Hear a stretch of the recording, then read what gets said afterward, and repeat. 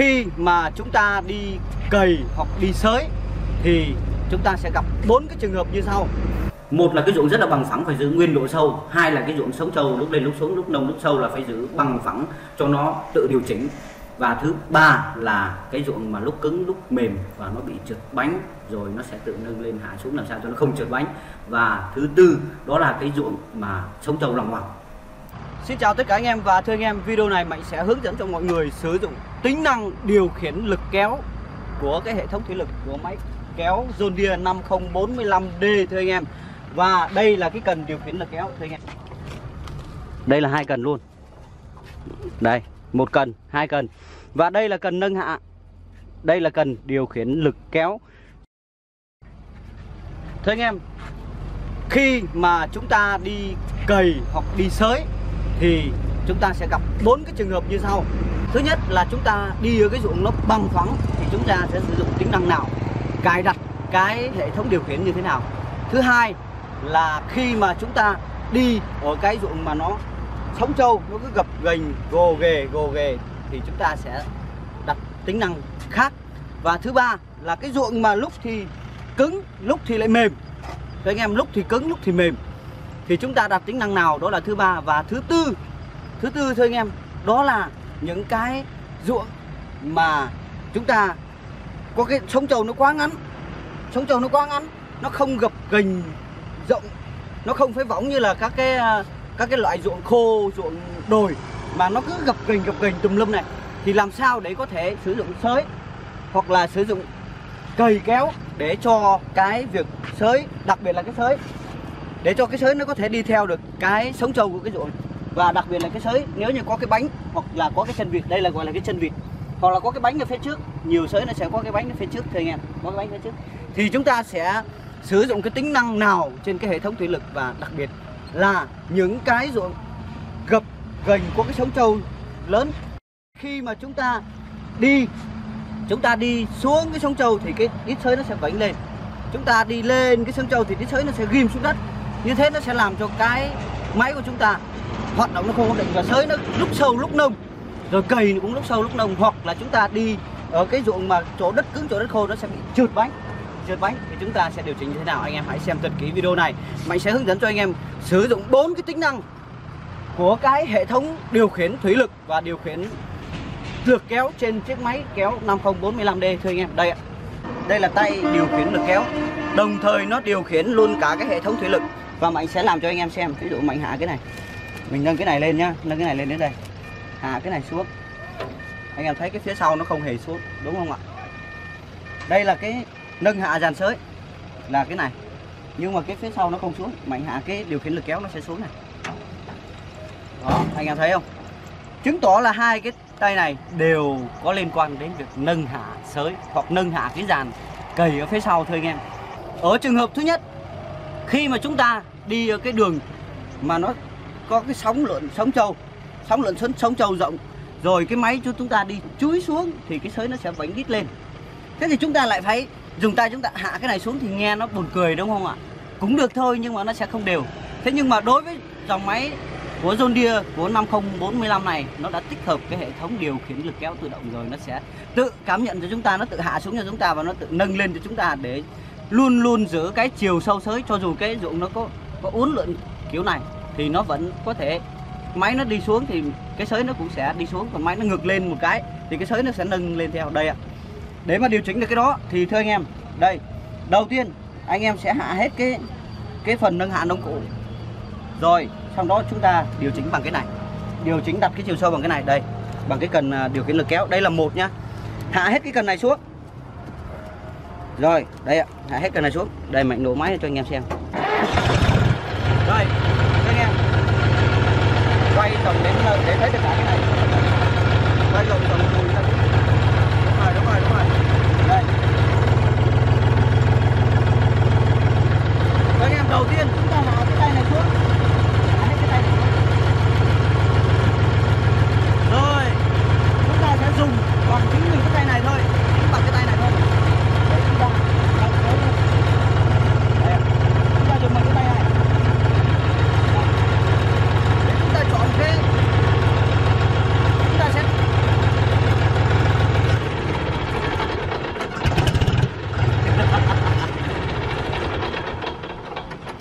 Thưa anh em, để mà đi được những cái ruộng sống trâu lòng vòng để cái chiều sâu sới nó được ổn định thì chúng ta hạ hết cái tay thủy lực, nâng hạ sới xuống và bắt đầu là chỉ có điều chỉnh bằng cái tay điều khiển lực kéo. Thưa anh em, đủ độ sâu chúng ta dừng lại, vậy là xong. Vậy là khi mà chúng ta đi mà nó xuống dốc thì cái sới nó vẫy lên, đúng không ạ? Khi chúng ta đi xuống cái sống trâu thì cái sới nó sẽ vẫy lên. Anh em xem kỹ cái video mà sẽ để cho anh em xem cái mô phỏng, thì cái sới nó sẽ tự hạ xuống để nó đủ chiều sâu, hoặc cái cầy nó sẽ tự hạ xuống. Mạnh nói đây là cho cả cầy và sới nhá. Cái cầy nó sẽ tự hạ xuống và nó đặt chiều sâu, xong khi mà chúng ta đi ngược lên thì có phải là cái sới nó sẽ ghim xuống dưới đất, đúng không ạ? Vì cái đuôi nó sẽ bị ấn xuống thì cái sới nó sẽ tự nâng lên. Đó là thứ nhất. Rồi ở phương án thứ hai, ở cái trường hợp thứ hai, chúng ta lựa chọn cái mà đi ở cái ruộng vừa có cái đất lúc thì cứng lúc thì mềm, nó sẽ làm cho cái bánh nó bị trượt, cái bánh lốp nó bị trượt. Thưa anh em, thì chúng ta sẽ lựa chọn như sau.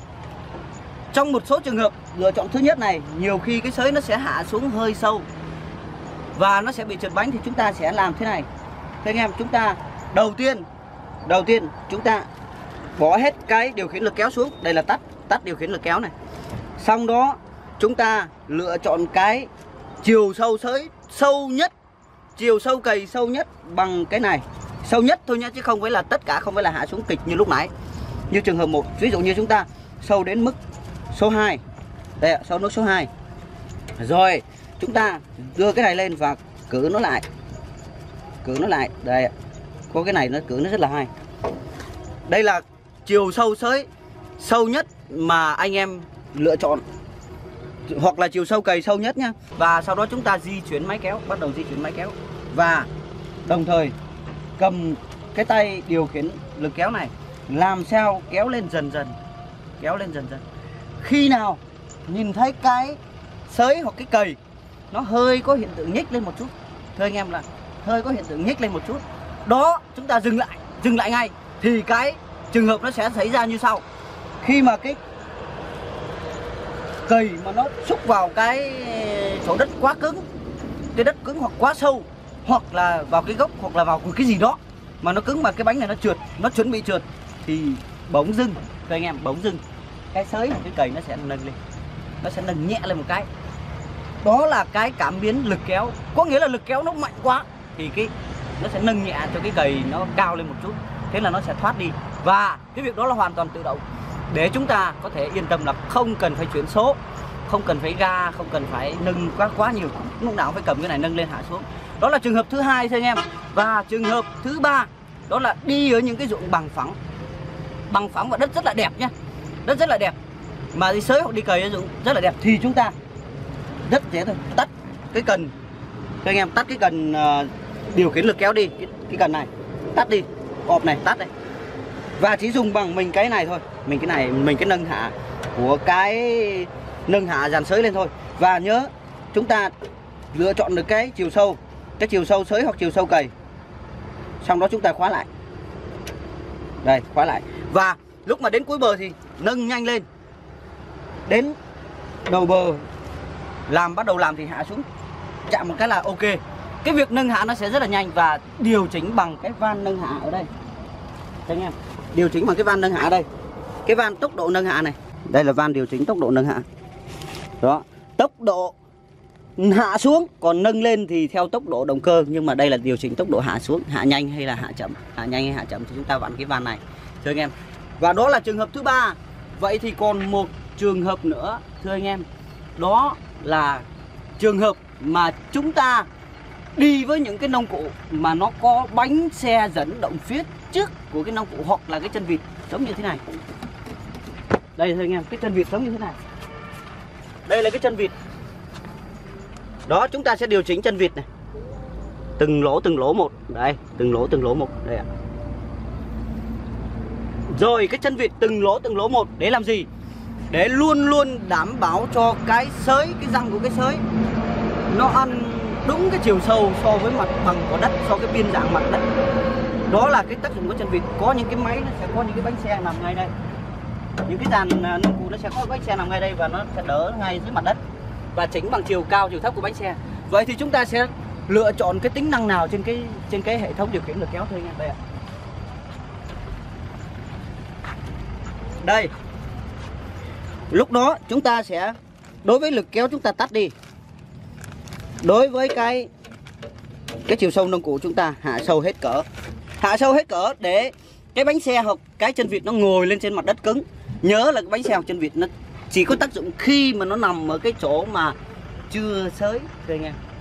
Đặc biệt là cái bánh xe phía trước là nó sẽ nằm ở trong cái phần chưa xới đến. Cái xới mà nó muốn làm được việc đó thì cái bánh xe nó sẽ phải nằm trong khoảng cái lốp này, nằm ngay đây. Để nó nằm trên phần đất cứng và chính nó nằm trên cái phần đất những cái sống trâu gồ ghề thế này. Để nó khi mà gặp sống trâu thì nó sẽ nâng cái xới lên. Hết sống trâu nó hạ cái xới xuống. Thì cái việc phai đất của chúng ta nó sẽ rất là bằng. Nguyên cái hệ thống thiết kế của máy nó cũng đã có đây ạ. Đây là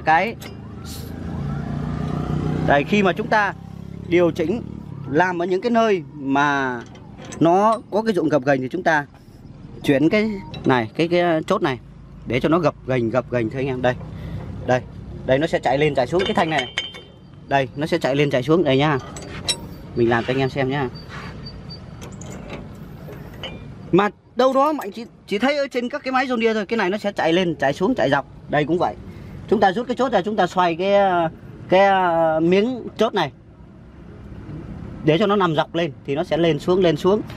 Đó là khi mà chúng ta dùng cho những cái ruộng mà nó quá nhiều sống trâu, nó cần phải nâng lên hạ xuống rất là nhanh, nó nảy theo cái bề mặt của cái ruộng.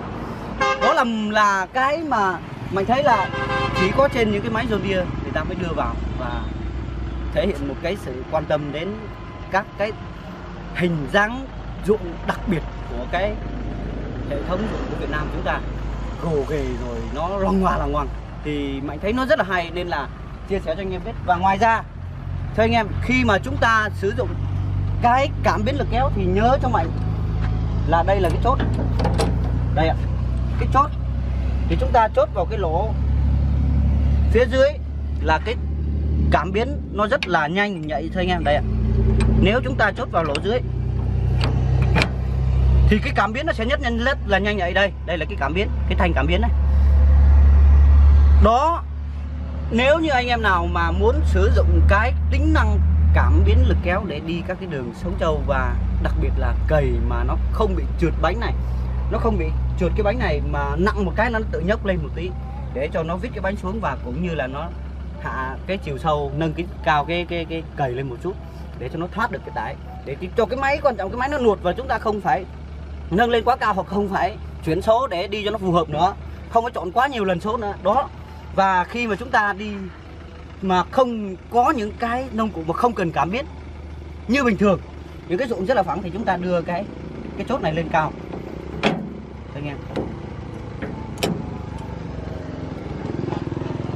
Đây, chúng ta đưa cái chốt này lên trên cao trên nhất là chúng ta sẽ giải quyết được cái câu chuyện là nó không cần cảm biến nữa, giống như các cái máy khác. Còn chúng ta đưa vào lỗ giữa là nó sẽ cảm biến với cái lực bình thường, đưa vào lỗ giữa thì cảm biến với lực bình thường, còn đưa vào cái lỗ mà xuống dưới nhất thì cảm biến rất tốt và rất nhạy thôi anh em. Đó là 3 cái lỗ cảm biến, và mạnh khuyến khích anh em sử dụng ở lỗ giữa. Nếu như chúng ta sống trâu quá nhiều hoặc là chúng ta cần phải cảm biến nhanh thì chúng ta hạ xuống lỗ dưới. Còn nếu như mà dùng các cái loại như máy phun thuốc sâu chẳng hạn, không cần phải hạ xuống đất mà chỉ đi lưng lửng ở trên thôi, đi lưng lửng ở trên thôi, không hạ xuống đất thì hãy chốt vào cái chốt trên cùng đầu tiên. Và đặc biệt là những cái tính năng vô cùng hay mà Mạnh thấy ở cái máy kéo John Deere 50415 do showroom Cánh Đồng Vàng phân phối. Nó có cái hay ở chỗ nó có điều khiển lực kéo và chúng ta sẽ đi ở những cái mặt ruộng có sống trâu, đặc biệt là những cái ruộng mà nó gồ ghề cao thấp, lúc thì lên lúc thì xuống, thì chúng ta biết điều khiển lực kéo thì chúng ta sẽ thành công và chúng ta làm cái máy nó sẽ rất là nhàn hạ. Thưa anh em, đó là những cái cách để chúng ta điều khiển được, điều chỉnh và lựa chọn được các cái tính năng ở trên các cái dòng máy khác tương tự với cái công suất này thì chắc chắn là không có, chỉ có John Deere mới có thôi. Và để thêm được cái tính năng điều khiển lực kéo thì chắc chắn phải thay nguyên cả cái cụm hộp rùa, và cái số tiền của nó, số tiền để có thể tích hợp thêm Bởi vì sau cái video này anh em sẽ hỏi Mạnh là máy của tôi có thể thêm được không, thì Mạnh nói với anh em là muốn thêm là phải thay nguyên bộ hộp rùa, rất là nhiều tiền. Hy vọng rằng anh em sẽ lựa chọn cho mình được những cái tính năng, dùng được những cái tính năng tích hợp trên cái máy một cách hiệu quả nhất và đúng với cái tư duy của cái nhà thiết kế máy, để cái máy của chúng ta nó làm ra tiền và nó giúp chúng ta làm nó nhàn hạ đi. Chúc anh em người khỏe, máy khỏe, và nếu như mà quan tâm đến những chiếc máy John Deere số 1 thế giới này thì hãy liên hệ với showroom đại lý cánh đồng vàng John Deere tại ngã tư đường mòn Hồ Chí Minh, xã Thọ Sương, huyện Thọ Xuân, tỉnh Thanh Hóa, hoặc gọi vào số điện thoại 0343 528 789 hoặc truy cập website đồng-vàng.vn. Và thưa anh em, đây là chiếc máy kéo được tích hợp 4 cái tính năng. Bình thường nó chỉ có 2 thôi nha, có 2 tính năng thôi. 4 cái tính năng về sử dụng các cái nông cụ điều khiển lực kéo và làm sao để cho chúng ta lái máy nó được êm xuôi, nó được nhẹ nhàng nhất, và cái máy nó hoạt động nó không phải chuyển số liên tục. Đó là một cái điều mà chúng ta cần phải cân nhắc khi mà chúng ta lựa chọn những cái máy. Xin chào và hẹn gặp lại anh em vào video lần sau.